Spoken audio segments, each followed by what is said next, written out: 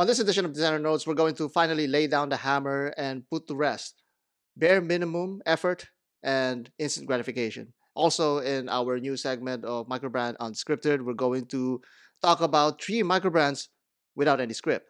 That's what unscripted means.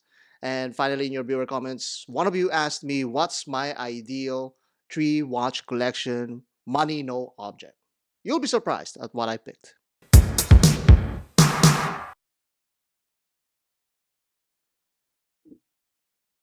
Okay, let's begin with a little channel update. I promise that this viewer comment section or this little show that we're doing, the designer notes, would have been at the very least every week. So maybe cut down on some of the questions that I'm going to tackle and then try and work on this little show or this little podcast as consistent as possible. And of course, like any watch pirate captain that there is that has ever lived, I was not able to stay consistent with that kind of promise. So well, that goes to show what kind of person you're dealing with here. Never trust a watch pirate captain.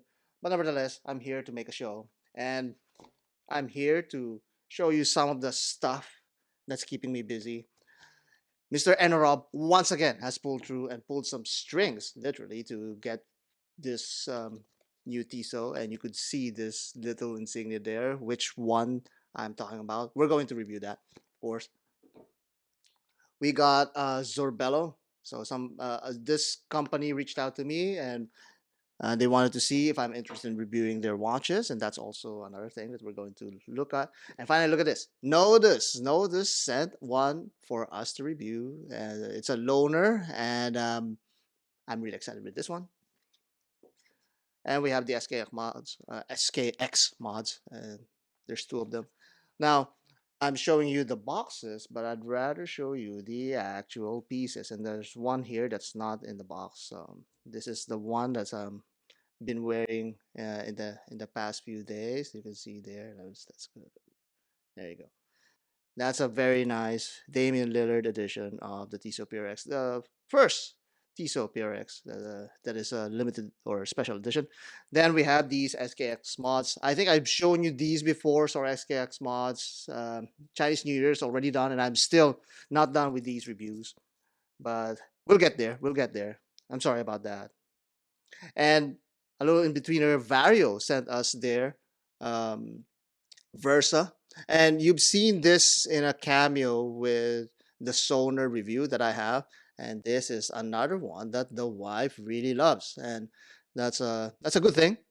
And so far, amazingly, she has not scratched this.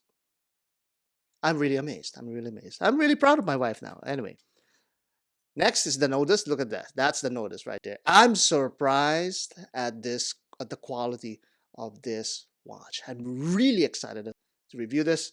And this is the Sorbello that we got. A fairly unknown brand. And there you go. It's not even focusing. What's happening here? There you go. Come on, focus a little bit. Focus a little bit. Oh, okay. It doesn't want to focus. Anyway, because it's the black DLC and then black background, that's why. Um, I have some interesting takes on this. This is not bad at all, but there's a lot of things that we could improve on this watch, but we'll reserve that for our review. But suffice to say, I need to put on my maximum effort to get this thing done, to get this uh, lineup of watches and herd it down, make it smaller. But I've come to accept that this is going to be like a treadmill of watches that will keep on coming. We have some Zelos that's coming in. Elshan promised to send some watches for us to review. We skipped one. He said that he doesn't want too many Zelos in our channel. That's fine. He has total autonomy on what he wants to send me. But he promised that there will be some Zelos that's also coming up. But that goes to show there's so much effort that I need to put into making these watch reviews and these shows. And I've completely ignored all of the statistics and algorithms and the data that I've been looking at. And I'm not trying to boast or trying to be to show off that it takes a lot of effort, or that I do a lot of effort when it comes to making these videos. I am, of course, proud of that, but at the same time, it's not something that I want to advertise, even though I've been talking about it for so many times. But that is something, though, that we would like to encourage. I personally would like to encourage the next generation of watch enthusiasts, watchmakers, or any person in the next generation, because I'm really, really alarmed of the current trend. That's what's happening right now. And this generation that is growing up with no with also some fault with us parents, okay, so we're not exempt from this situation. We are at some point at fault here, but I am truly alarmed with the generation that's coming up, because they value a lot the principle of bare minimum. And what am I talking about here? What is bare minimum, and what does it have to do with watches and the community and watch fandom? Well, let's define first what the bare minimum is. It's what it actually is trying to denote. Bare is like the simplest or the most minimal of things, or the most vanilla, or the least, let's just say, of intensities and qualities. And minimum, well, that goes to show that's the very, very cusp of what needs to be done, or is the quality that's preferred. That's slightly or one step higher than nothing, but completely far from the maximum. And this kind of mentality troubles me, because this is not just trickling down to um, our everyday life, but at the same time, it affects many of our installed systems. Of course, not trying to be political here, even though there you could see also bare minimum. There's so many examples of that in the government. But let's just say uh, one thing. For example, in the airline industry, there's so many industries that's being affected by this, and we'll get to the watch industry soon. They're not exempt. Okay, in the airline industry, for example, we've seen how the quality of our flights have gone down, how the airplanes that we're riding are also qualified or scrutinized at the bare minimum, in the expense of making sure that the margins are inflated, and qualities and standards have been lowered, in in essence, for everyone to be included in it.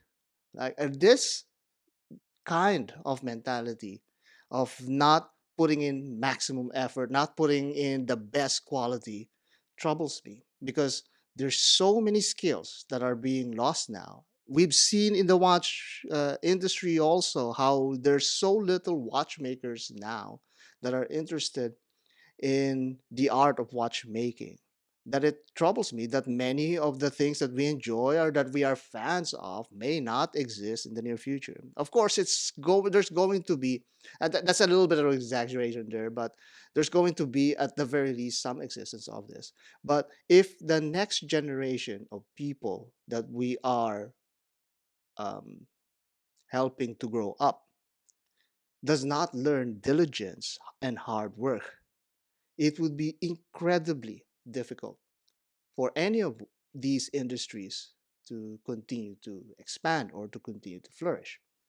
And in a way, we see that us designers, we've seen that so many times. I myself am guilty of that, that sometimes I sacrifice my best, the best design and the most effort that I have in order to appease the client, in order to make deadlines meet, in order to meet the budget. I understand that that's part of the game. But when the budget is dictated by bare minimum, making the bare minimum to maximize the margin, then it becomes like a sellout. That's what we call a sellout. And we've seen this. For example, in the movie industry, David Lynch has been famous, of course, for many of the um, genres that are niche genres, like Eraserhead. And then he's also done some really popular or studio type movies, such as Dune, the first one.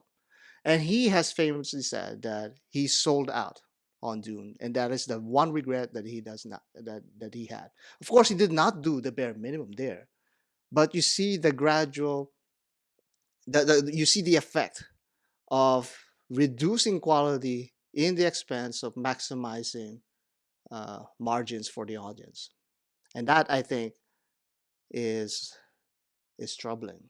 If my generation are already struggling in that kind of industry, how much so is the next generation who does not know how to work diligently? And this is in connection directly with instant gratification, because instant gratification is something that's very popular now in anything that we are consuming, even in watches. We want instant gratification, even in our watches. Okay. So we want to have that kind of balance. There must be a balance when it comes to actual instant gratification that makes sense, but not too much of it to the point that you don't learn patience, that you don't learn how to wait and delay that gratification. And then you don't enjoy that kind of satisfaction that many of us back in the old times, in the past generations, have been enjoying. And that's something that I truly admire with many of the older watchmakers, the older folks in general, older artists, that they don't care about what the audience would think, or they don't care about what other critics would say. They would just hone their craft, dedicate their time to it, and they're happy because they're doing this art based on what they feel is beautiful. Of course, that is subjective. Um, that is what you call this. It's not a set metric for everyone. However, there is a certain quality that these artists develop that I truly admire. A dedication that we do not see now in people. Take, for example, what happened recently. I was doing my typical stuff and in the chats. And then I got invited into this weird chat group with uh, an owner or founder of a Kickstarter campaign, and he invited a bunch of us. Okay, so we were there. We're of course criticizing the mere fact that we're invited there. Well, actually, many of those who were invited really scrutinized it fairly and honestly. I just sat there and watched what's happening. Even at some point, I chimed in and tried to mention some stuff that I generalized, like say, for example, confidentiality between suppliers and all that kind of stuff. And they even thought, or at least one of them thought, that I was trying to defend this Kickstarter guy. But then with um, with one of the members scrutinizing this Kickstarter campaign, he found out that this guy is going to charge upwards of £3,000 or €2,000 for a watch that you could easily buy for less than half of that in AliExpress. Yes, it's a tourbillon, it's a flying tourbillon and all that kind of stuff, but it's literally the same image. And here's where the bare minimum comes in, with just one logo replaced to make it his own. Now, he tried to defend that, and he said that, "Oh, okay, yeah, the supplier, he mentioned to the supplier that, hey, keep this to us only and all, exclusive to us, do not publicize it." Okay, but um, if I even give you a benefit of the doubt, it doesn't escape the fact that you really are doing the barest of the minimums of a job for this kind of watch. Or maybe you intend, or that guy wanted to improve or add a little bit more extra, a few more features here and there, but now the whole impression is spoiled by this very ill advised marketing campaign, or at the very least attempt to it. But that goes to show that I'm really happy about the watch community because you are not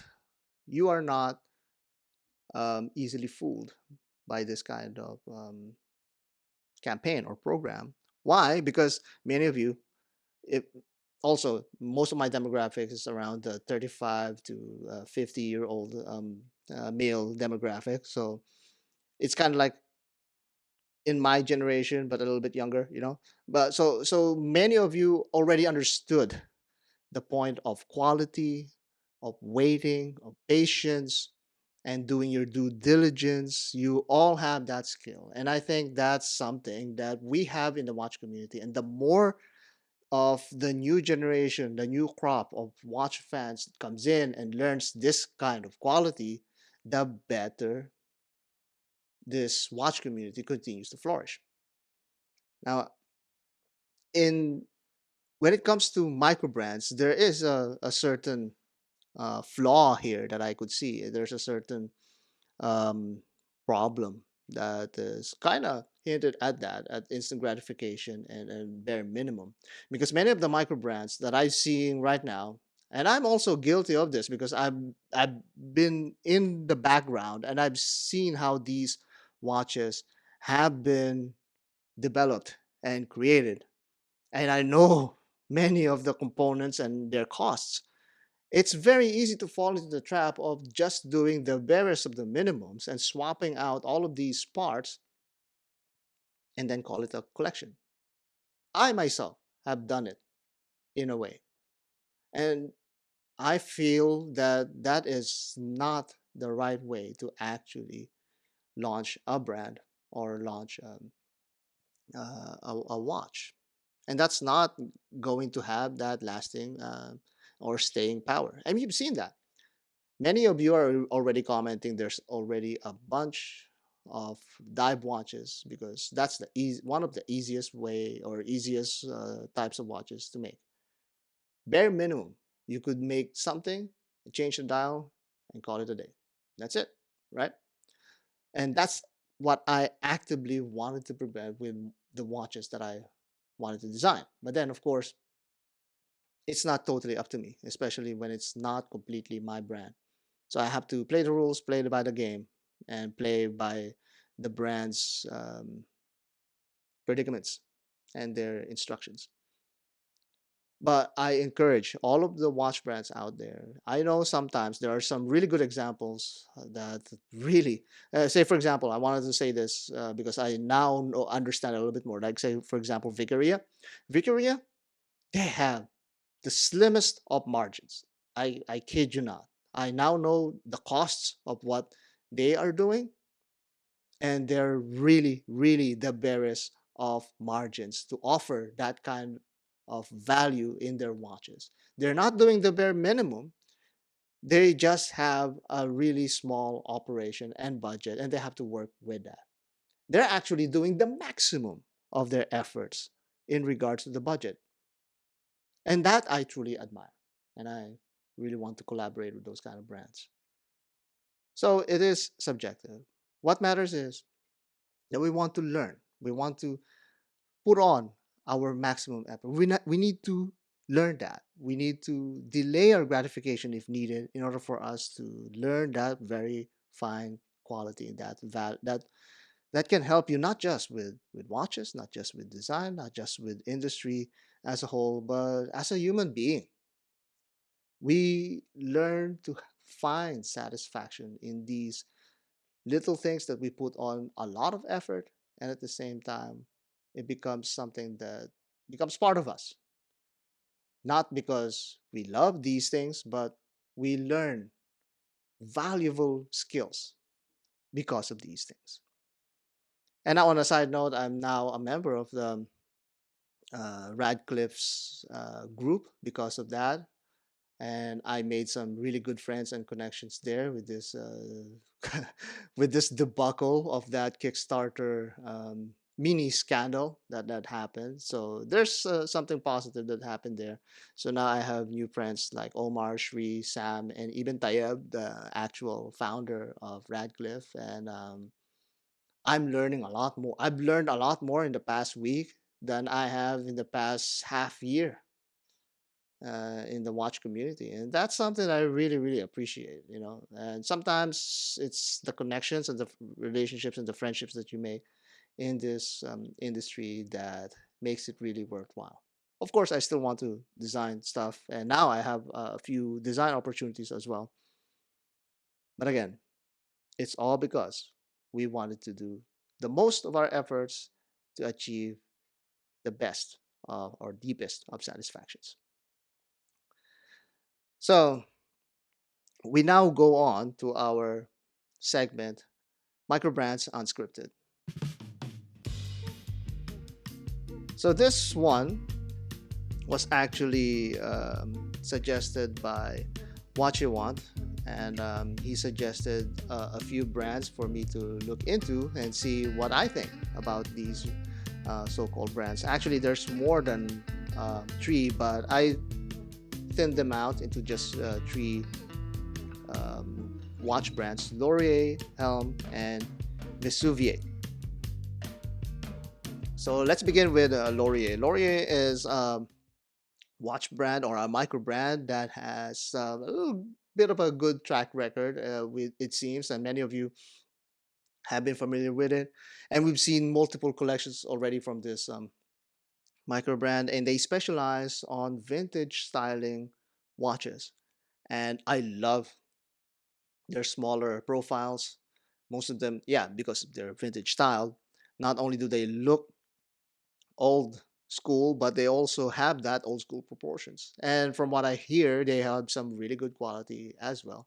And so when it comes to vintage styling, it's going to be fitting my wrist almost perfectly, because my wrist has been the somewhat the average wrist back in the time when they had like 38 as their maximum diameter. But nowadays there's a trend of bigger watches, but then it's starting to trend down again. And Laurier is one of those watches that are at the forefront of that. However, there are some issues with Laurier and their at least for me, because the more appealing ones that I like, the have a lot more contrast and a bit more actually reserved, even though they have a lot of contrast, but they're a lot more reserved in their styling. And those are the ones that are limited edition. And when those are, I think they know pretty much what people would be asking for. So they put those on the or special edition watches so that they can um, generate the hype and have them sell out really quickly. But those that are really generic looking are the remnants of their collection. I think they should have some leaders in there, some go-to pieces and collections and designs, so that they could be a little bit more recognized. Because right now the brand identity is not as solid or as well put up as many would see. Like the next watch brand that I'm going to talk about, which is Helm. Helm has a really distinct identity to it. It's really rugged and angular watches, bulky watches, similar to what Zelos is trying to offer, but here more on the geometry of their watches. The watch that they offer are massive hunks of steel that are really well spec'd, and that's the thing about this. It seems that they are all specking and regulating these watches to the point that it's harder for them to keep up with demand. And that's what Helm is getting known for now, for their ingrown wait list. I think this is a good and bad thing, because it becomes a sort of their signature, and it has become a sort of like a mini Rolex appeal to it, without the pitfalls of spending thousands of dollars on a helm. But for a watch that typically retails at 300, 400, or $500, it's pretty hard to get. So if you're in a wait list and you've been called, hey, your watch is ready, So be ready to fork out your money. So it's kind of like a taste of the waitlist game from Rolex. I don't know. To me, that's actually pretty good. It's part of another dynamic that you have to another hoop to jump over, or another hurdle to jump over in order for you to get your helm. It makes it more satisfying when you actually get one. But I understand, or I imagine that many people would not like that, even though Helm's watches are actually pretty good looking and very angular. And finally, Vesuviate. Vesuviate is another Asian brand that many people are actually really fond of. I see that there's a lot of following with the Vesuviate, and they're really um, Oriental themed watches. Well, it's not overly Oriental like Wise or some other Indonesian brands, or this one is Singapore, but you do see some Sanskrit influences in there, which is tastefully done as well. But you can't avoid it either. You could readily see it, even specifically with their watch logo. So with their brand logo. So that is something that may not be for everybody. To me, it's okay. I mean, like I could see it, even though of course I'm Asian, but I have some Western taste. So even to me, I'm okay with that. But I think their best collection is probably the Ativo, because this one is has that Glasuta 70s profile, and which is really really great. And now you could have that in a micro brand, and you can spend that good money on a quality brand that I could see also. The that cushion case is really really well finished, according to many of you, and also from the videos that I've seen. The only thing about that, the only criticism is sometimes they tend to have some misproportions. I know there's no golden rule, even though people are showing that golden ratio, that's a basis for beauty. That's not always the case. Okay, so there are certain things that escape that kind of design language or design pattern. But for Vesuviate, there are certain things that their proportions are a little bit off. Some there's so much negative spacing, and some there's so much clutter. So it's all over the place from collection to collection. I imagine that they have one designer only, but I guess they're trying to see also what is possible production wise. So out of the three, I think I'm more of a Laurier fan. So that's probably the one that I'm going to put my money on, especially that GMT that they have. That's really really nice. Um, I have a lot of really rugged watches, from Seiko to Zelos to Oris, but Helm is not for me. I like how maybe there's one um, collection out there or in the future that may interest me. Many people like the Vanuatu. I don't, so that's not my cup of tea.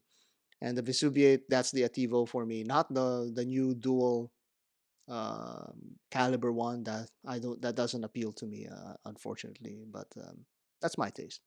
So hopefully those three things, or three micro brands, you learn some insight with that. And that's our micro brands unscripted segment. that's a that's a very bad and unenergetic segue to our next portion. It's time for your viewer comments.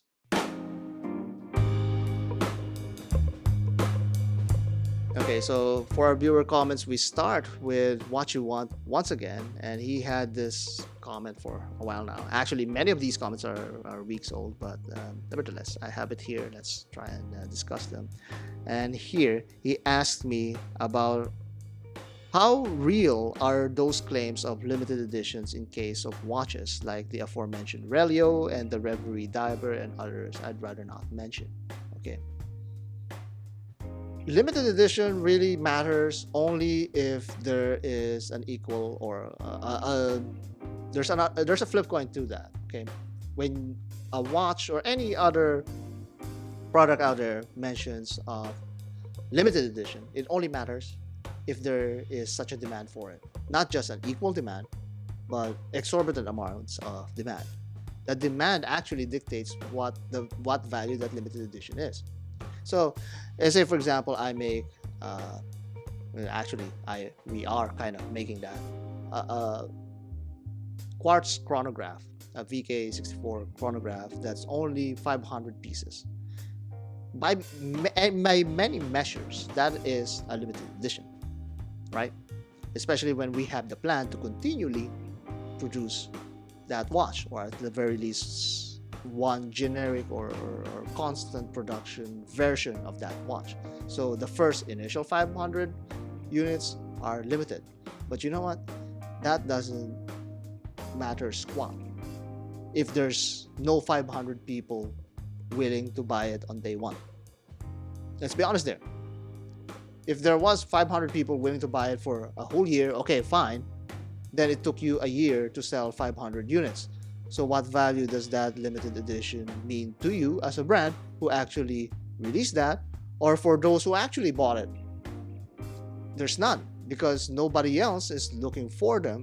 So once those 500 units are gone, they're just gone. Nobody's asking for them anymore. So what value does that limited edition mean?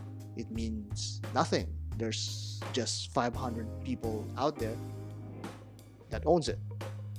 But that's kind of the same with any other product that's not labeled as limited edition. So if I made a watch, didn't call it limited edition, 500 units, it just sells out, it's nothing. It's just 500 units of a watch sold. So one catalyst there is the amount of demand that you have. Second catalyst there is, of course, this is merely marketing for many people. Let's take it as a spade as a spade.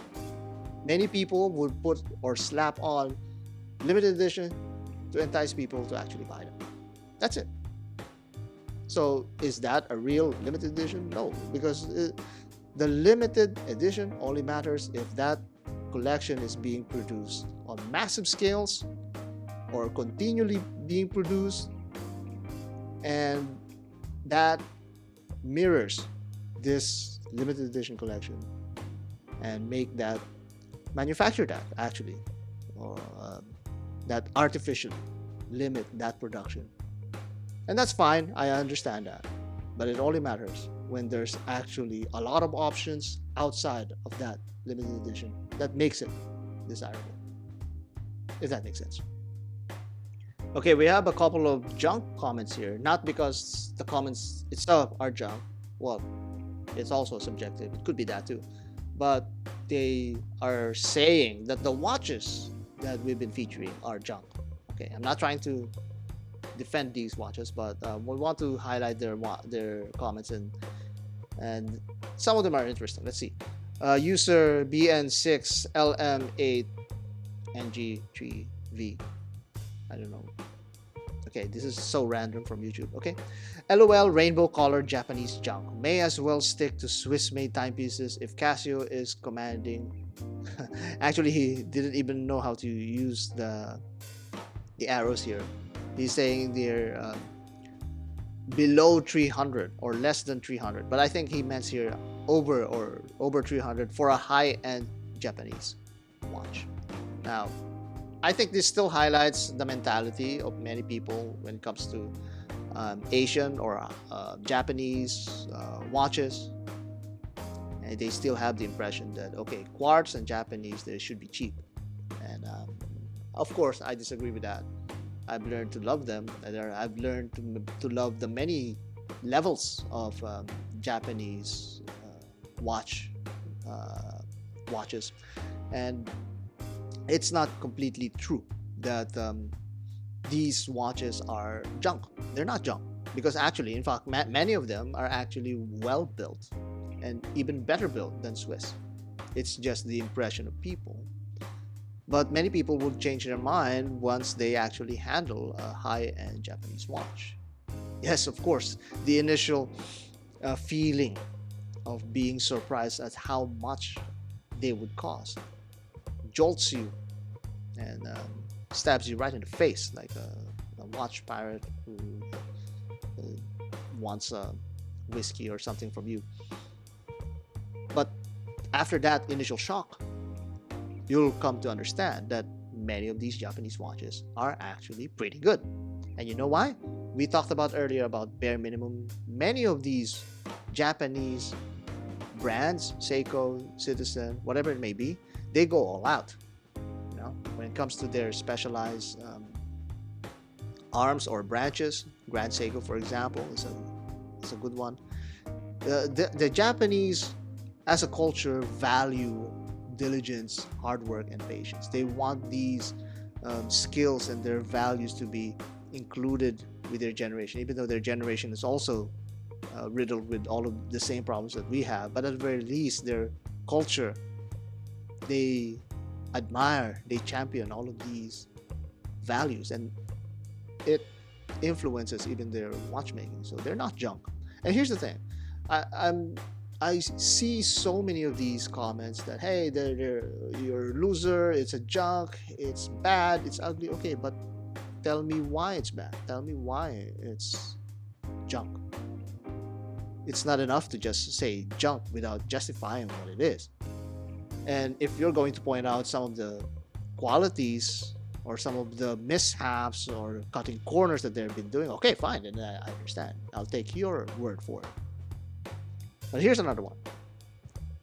But this time not with the Japanese, but the actual Swiss watches. Grand 509 says, junk. He's talking about the Tissot Sidral. Are they paying you to read their advertising out for them? One, I wish Tissot was paying me, but they're not. Two, I actually work in a jewelry store that sells Tissot. So, and these Tissots actually, they came in very hot, and they came in the same week that they were being publicized. And I wanted to make that video. Now the store wanted me to make that video, so I guess in a roundabout way they are paying me to make this video. But then so what? Whatever I said there is actually the truth. It just so happened that it doesn't look appealing to many people.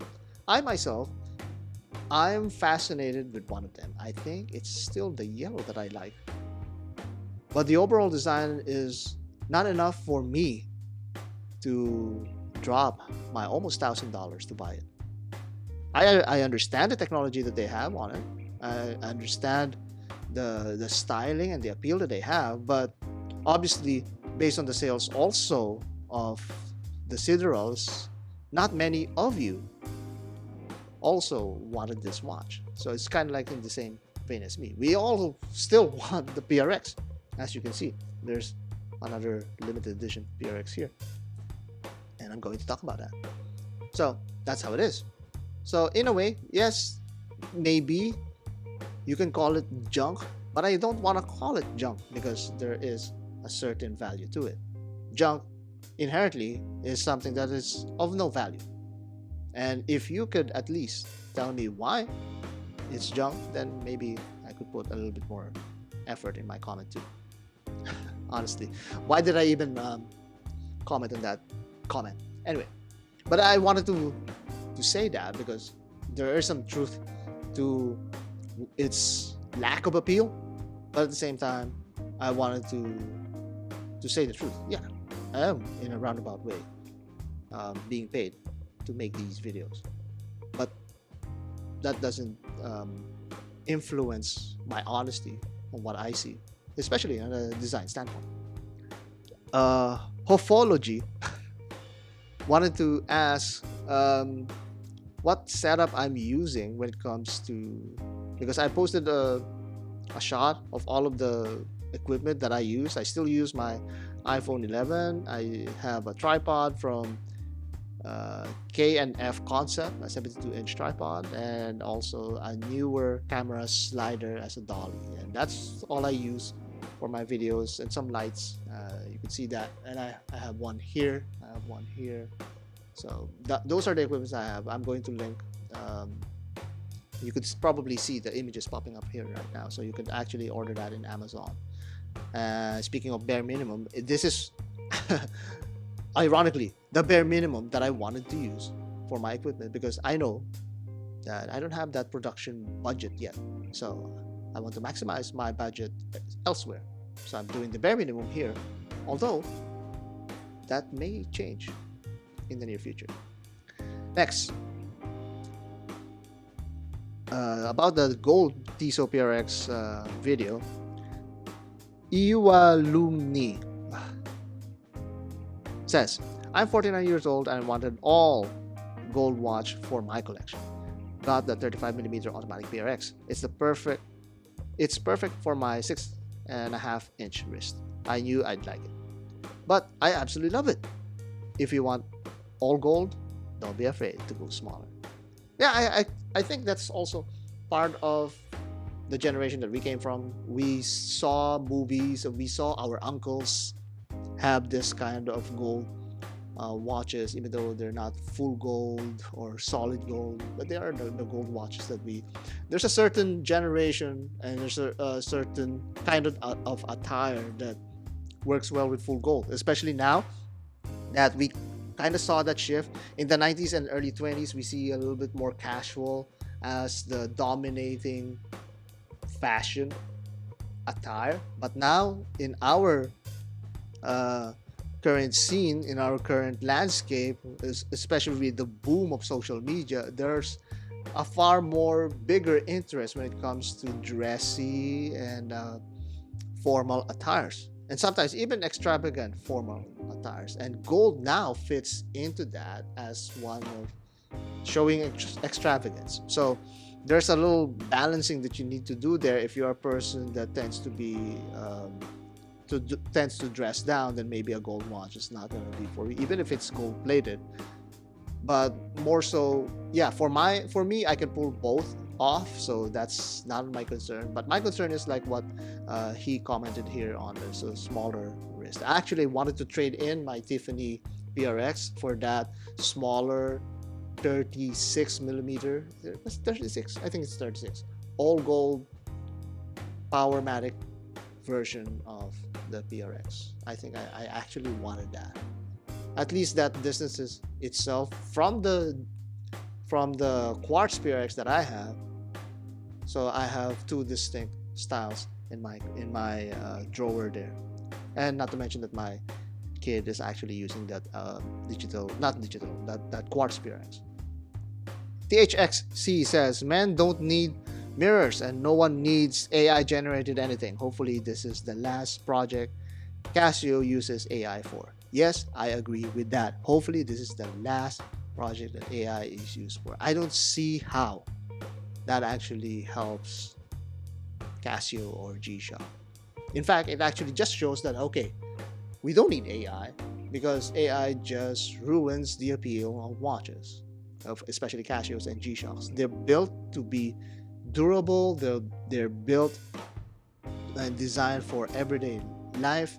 They have that appeal for the general audience. So why use AI for it? I don't see the benefit because you could achieve for the same effect for far less.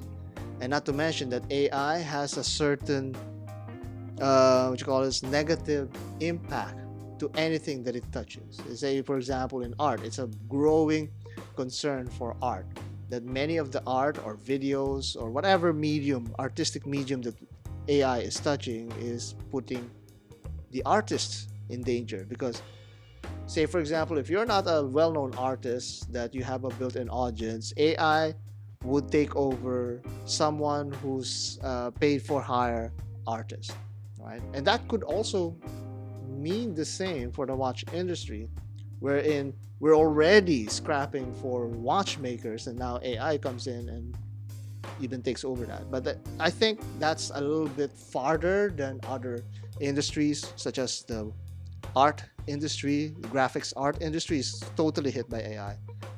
But watchmaking, I think, is still far away from that because that's something that AI couldn't touch yet, the physical domain.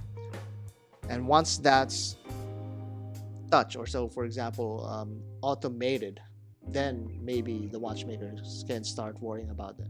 Right now, the general worry of watchmaking is that there's not enough watchmakers or watch designers worth their salt. Okay? I'm a watch pirate, I'm a designer. I want to be in that category that's worth their salt. But all I am is I do taste like salt. So that's the only thing that I have going for myself.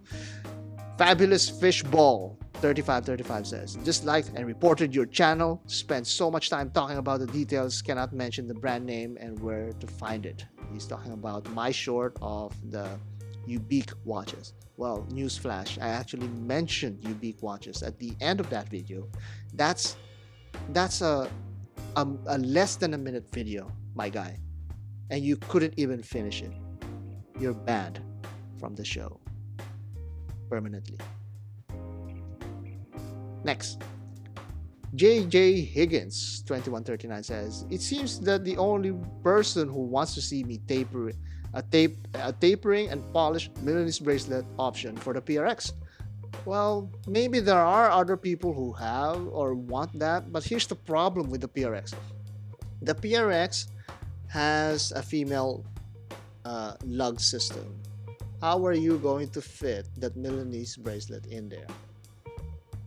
Two things that would happen there. One, they would literally make a different bracelet, or different case that would facilitate that Milanese bracelet. Okay, and that I don't see Tissot doing.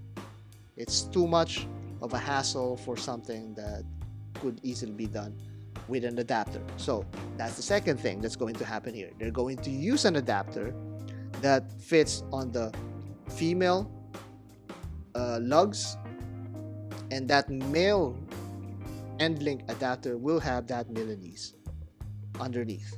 This is sort of like the same thing that some of the GShock adapters are doing, and I hate those. Those just break the design completely. Unless Tissot is going to make a Milanese bracelet that also is Milanese when it links to the female lugs. That's the only way that it's going to work for me. Or they can make it as seamless as possible that they have this male portion. I actually see this with many strap options that they have. I actually have one. And there they have this small part as the metal link, and then the rest is Milanese. If they could do that, then that's something that I would go for. But I don't see them doing that, because the Milanese is a metal chain link system that needs some sort of rod to keep it intact. And not to mention, and that's one, and then most Milanese also tend to not taper at all, because it is a chain link structure. So you either make the links on the top slightly thicker, then make it gradually thinner on underneath, and that's a lot of work. And I don't see them doing that. But hey, if I could at the very least draw it right here and show it to you, okay, then that's how it's supposed to look like. This comment came from the Grabithin Focus Scope. Crash Test 4585 asks, does anyone know if Bolido watches are still made? No, they're not made anymore. I received actually an email last year that they're going to discontinue that. I put Bolido as one of my favorite watches. I still have my Bolido and I still love it. And I used to have a discount code for that. And when you wanted to order, you have a massive discount, almost I think $200 discount on that when you buy it. And that helped me a lot, especially with the beginning of the channel, and that helped a lot. And sadly, that has been discontinued because Mr. Pierre Nobbs has passed away since last year, March 14, 2023. And that is a sad predicament for the brand, because the brand had a lot of promise. And if there was anyone willing to revive it, please do revive it. It's a unique watch, it's an award winner, Mr. Knobs also has had a very good track record with his other designs. That would have been nice to revive, and who knows, maybe one day we'll be able to see that. But yeah, that is it. It's not made anymore. Bolido is gone. Bolido watches, and we will sorely miss it. And I personally will miss it. And it really affected me and this channel greatly, and I owe them depth of gratitude. And I think that watch will forever stay in my collection. At least one of my collections, if I start calling it so. But yes, Bolido is no more. Mr. Pierre Knobs had passed away last year. Next, the ugly truth about the DWH5600. Tizona 101 says, another truth, latest update has a glitch. So this is the persisting problem with the DWH5600, this health tracking GShock. My hype man there is Jim Kincaid and his wife. She's so adorable. I just watch their videos all the time. Okay, there's even one video recently wherein they featured me, and he's very proud of being a watch pirate. Come on, but I'm also flattered by that. But I love the genuineness of Jim Kincaid. Please subscribe to his channel. I mean, his channel is also growing because of his love for G-Shocks, and he's actually a working class G-Shock owner that really puts his G-Shocks to work and puts them to the test, gasoline tests, and dip them in motor oil and that kind of stuff. It's amazing. But you see that most of his G-Shocks, if not all of them, has survived that, and that's a testament to G-Shock's durability. But one thing that he started to see in the past few videos is that his wife was wearing the health tracking DWH5600, and we are gradually seeing people are starting to buy this model. And he has some points. He made his points that this is starting to get up there. And the biggest testament to that is that G-Shock themselves started to reproduce more of this collection, including also the GB001. We thought also that they're not going to continue doing that, and you see now there's two other models that I could recall that they are releasing in that mostly neglected collection. But now the DWH5600 is also getting some really cool models, and even have their own set. They even have their own set now. There's a white with a gray and a blue variant coming out, and it seems that for now it's going to be Japan only, but for sure this is going to go to the western side of the world, and we are excited about that. Now, the problem with that is that there's still some glitches with the app, but as what Jimmy Kincaid has proven, you don't need the app to use it. And even if you use some of the features of the app, like what his wife is doing, it's still okay. It still works. We're not expecting so much from that watch, but at the same time, when we see it in the flesh or on the wrist, it kind of looks a lot more desirable than we thought it would be. And here, finally, Melvin Ramirez asked, nice quality travel roll. Okay, we were talking about the 3 watch travel roll from Templemat, which is really, really nice. Now, many people commented about the quality. Guys, you have to keep in mind that Saffiano leather is very hard to get, very hard to work with, and it's expensive. So that's why that travel roll is kind of on the luxury end of the market. But here it is. His question is, what is your ideal 3 watch collection regardless of price? Well, so I tried. This is what I really did. Okay, I tried to sit down and put a timer to myself. Okay, think of something in 2 minutes. What's the first thing that pops to my mind? Okay, so I wanted 3 that I could use for the 3 different situations that I wanted it to be in. Okay, or three watches that I want on all of the situations that I'll be in. I'll be in meetings, I'll be in the office, I'll be on the beach, I'll be traveling, I'll be, because I'm always in a semi-formal situation. So what watches would come into mind? First, I want the very best of watchmaking, but at the same time not too drawn to the hype, to the point that people would, hey, when they see, oh, you're big time. I don't want that. I want something that's understated. And that is the Lange Lumen.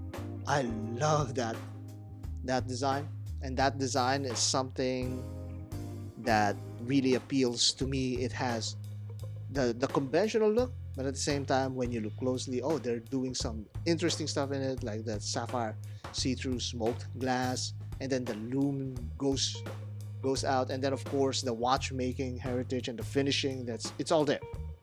And I don't need a bracelet. I just want a leather strap, and I think that would fit my style, even though that might be a little bit bigger on my wrist, but that's fine. I'm used to wearing that.